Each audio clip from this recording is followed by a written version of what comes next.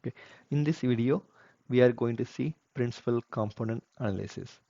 So principal component analysis is one of the most commonly used concept or technique in the data analysis process.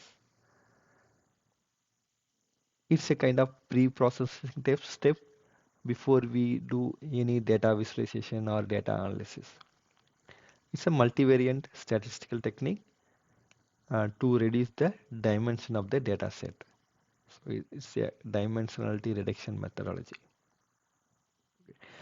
So why we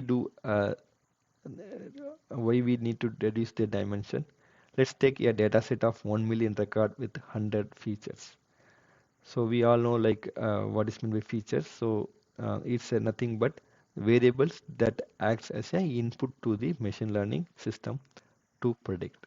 Not only machine learning, for any data analysis, that's input um, for any data analysis or predictions or data visualization. Okay. Uh, the quality of the features are the most important to predict more accurately. As say, if you have a data set with 100 features, and if those 100 features not related to the target, then your prediction will not be accurate. So the selecting right features is the most important step as part of the data analysis.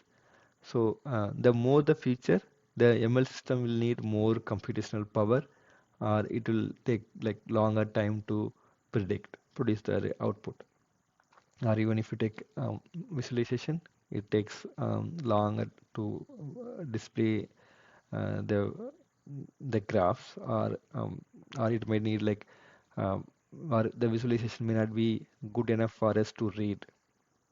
So to overcome this practical problem, we implement a concept called dimensionality reduction. With help of principal component, we can achieve this dimensionality reduction. Okay.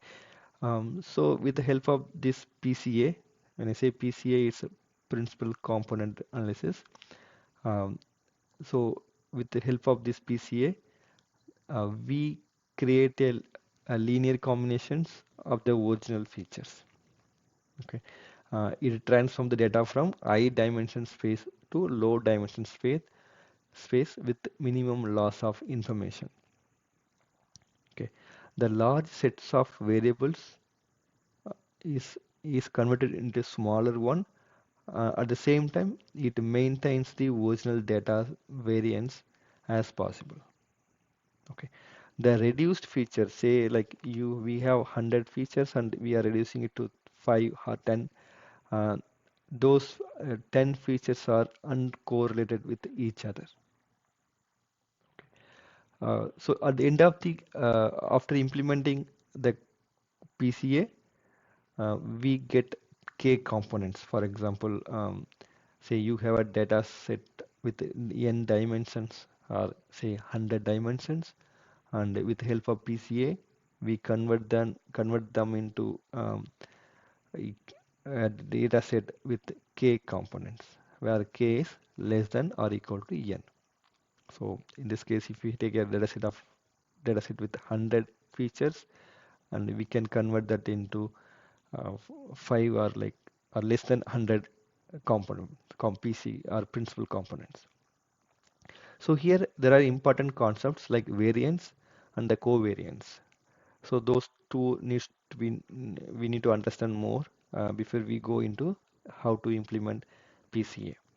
So variance, so it's like measuring how much a set of data is varies. Like say you have a feature, how this feature is being varied. Like we take a single variable and how these data is having a variability. That is measuring that information is called variance. And next one's covariance. Covariance is something similar to variance, but here we do a relationship between uh, two or more variables. Okay, what is the relation? Say you take two variables, two features, how it's related to each other. Um, so that is one of the important thing as part of PCA to derive the principal component. Okay, so how do we achieve? the PCA. Okay, so the PCA, first we need to standardize the data. So how do we standardize? We take that uh, d- data, we take the mean of the data or find the center of the data, and then we uh, we subtract the mean from all the elements of the data. So why we do this? So by doing this, uh, so if you take a mean of a variable and then if you subtract with all the elements, and then the mean of that elements, the resulted element will be 0. So basically it is to make sure that the each element in the data set contributes to our analysis equally. That is the reason why we want to take the mean. Then we need to capture the covariance. So again, why we need to do the covariance? Why need to find the covariance? It is basically to capture the relationship between features. Those two, I mean, like taking all the features, how the features are relevant to each other. Um, so, basically what will happen as part of principal component analysis. Uh, so it will take all the features and it will find out the covariance or relationship between the features, and all the related features will be combined into an single component. So that like at the end you will have components, principal components, which are uncorrelated each other. So as part of the PCA, the next step after taking the covariance, we need to find like an eigenvectors. Then so we need to find eigen values, and with help of eigenvalues we need to find eigenvectors. So it's basically a decomposing the covariance matrix, and only when you have eigenvalues you can get the eigenvectors. So here the eigenvector is the principal component. Okay.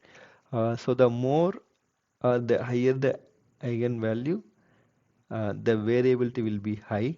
So as part of this PCA process, we have to sort the record or the eigenvectors based on eigenvalues, so that higher variability values or components at the top.